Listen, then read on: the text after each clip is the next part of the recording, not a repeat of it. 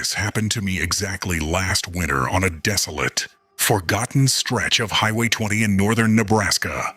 If you've ever taken that route, you know it's infamous among long-haul truckers for one specific reason. There is absolutely zero cell phone service for stretches of 50 miles or more. If something goes wrong out there, you are completely on your own, trapped between the frozen, empty plains and a sky that looks like heavy black velvet. It was a bitter cold Monday morning, right around 3:30 a.m. The temperature outside had dropped into the single digits, and a light, freezing powder was starting to swirl across the asphalt, making the road look like it was shifting in the dark. I was driving a standard medium-sized box truck, delivering an urgent shipment of specialized medical supplies to a small rural clinic near the state border. I was pushing the speed limit slightly because the heater in my cab was starting to glitch, and I just wanted to get through the empty plains and get to a warm hotel room. Suddenly, a sharp, blinding flash of red and blue lights illuminated my rearview mirror, completely shattering the darkness inside my cabin. I looked up, squinting against the glare. A dark, unmarked sedan had pulled up directly behind my bumper, its emergency strobe lights flashing with an intense, aggressive rhythm. I let out a heavy sigh, assuming I had been caught by a local sheriff for speeding in a rural zone.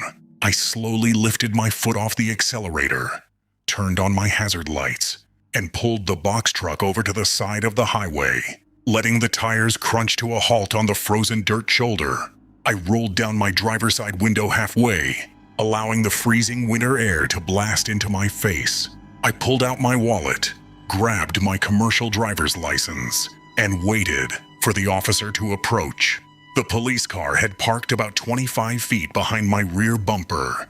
Because of the blinding, high-intensity high beams and the chaotic flashing of the strobe lights, I couldn't make out the exact make, model, or license plate of the vehicle. I couldn't even see the silhouette of the person sitting behind the steering wheel. I watched my side mirror intently as the driver's side door of the sedan slowly swung open. A man stepped out into the freezing cold night. But as he walked into the direct beam of my truck's side-running lights, a sudden heavy wave of unease hit my chest. My stomach dropped completely.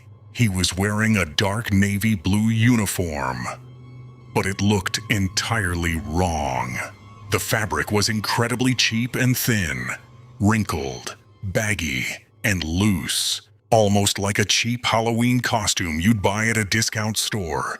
He had a heavy black utility belt strapped around his waist, but instead of a standard police-issue holster, handcuffs, and a radio, a massive, rusted steel machete was strapped to his right hip.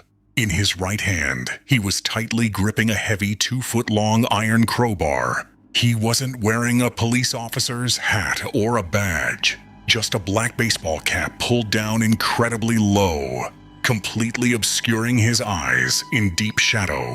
This man was not a police officer. Driver, step out of the vehicle immediately. Keep your hands where I can see them, he shouted. His voice didn't sound like a professional law enforcement officer. It was hoarse, raspy, filled with an erratic, unstable anger that sent an immediate jolt of pure terror straight down my spine. My cabin doors were currently unlocked because I had been preparing to hand over my license. My survival instincts kicked in instantly.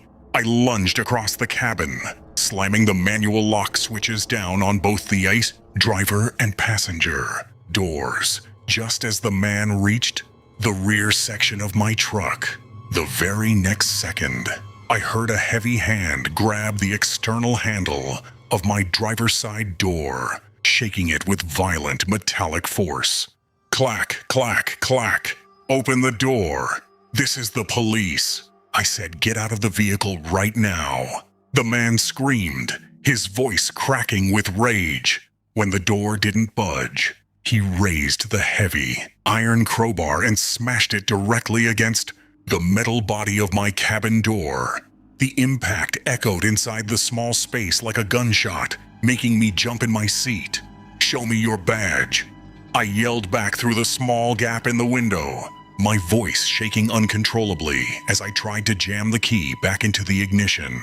"Show me your ID or I'm not opening this door." Instead of replying, the man stepped back, raised the crowbar with both hands, and slammed it with terrifying force directly into my driver's side window. The thick glass shattered instantly into a dense spiderweb pattern, but thankfully, the heavy safety tint held the shards together, preventing it from completely collapsing into the cabin. He raised the crowbar again, preparing to strike the weakened glass a second time. I didn't hesitate for another second. I slammed my foot down on the clutch, jammed the gear shift into first, and floored the accelerator pedal to the floorboard.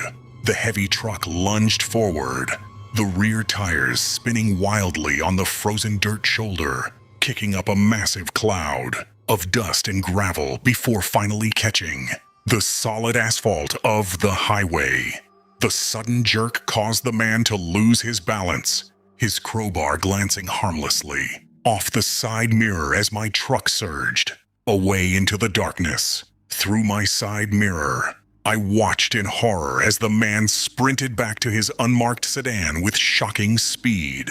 The red and blue emergency lights instantly vanished, replaced by a row of blindingly bright, aftermarket off-road LED light bars mounted on his bumper. He peeled out onto the empty highway, his tires smoking as he began pursuing me through the black desert plains. My box truck was incredibly heavy, fully loaded with cargo, and maxed out at about 75 miles per hour. His sedan was fast, agile, and closing the distance within seconds. I frantically grabbed my CB radio microphone, screaming for help on every single channel. But all I got back was a wall of cold, empty static. There were no cell towers out here. I looked down at my phone resting on the dashboard. 0 bars. I was entirely, completely on my own, in the middle of a frozen wilderness. Within less than 2 minutes, the dark sedan pulled up right alongside my cabin, matching my speed exactly. The driver's side window of his car was rolled down completely. The man was steering the vehicle with his left hand, while holding a heavy, short-barreled black shotgun out the window with his right hand, aiming it directly through my shattered glass window at my face. His face was still shadowed under the cap, but I could see a manic, terrifying grin stretching across his lips.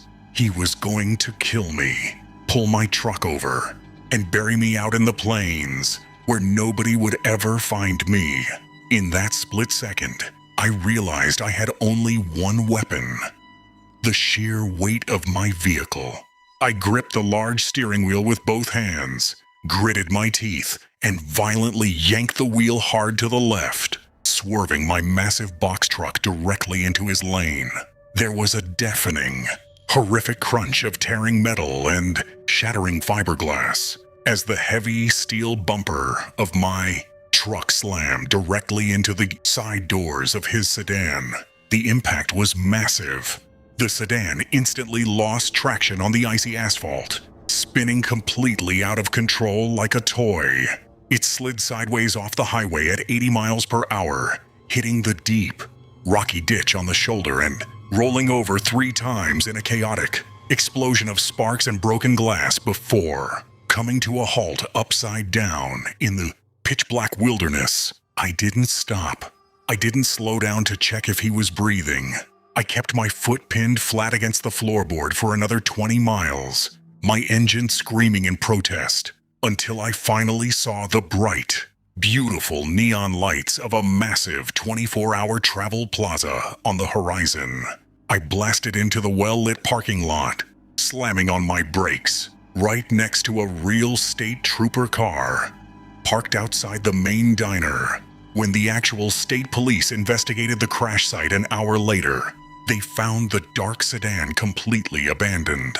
The vehicle had been reported stolen from a neighboring state 3 days prior, and the inverted trunk was filled with heavy chains, industrial duct tape, zip ties, and multiple hunting knives. The man had managed to crawl out of the broken windshield and escape into the empty plains before backup arrived. He was never identified or caught. The police told me that if I had stepped out of the truck at that initial stop, I would have been dead before my boots hit the gravel.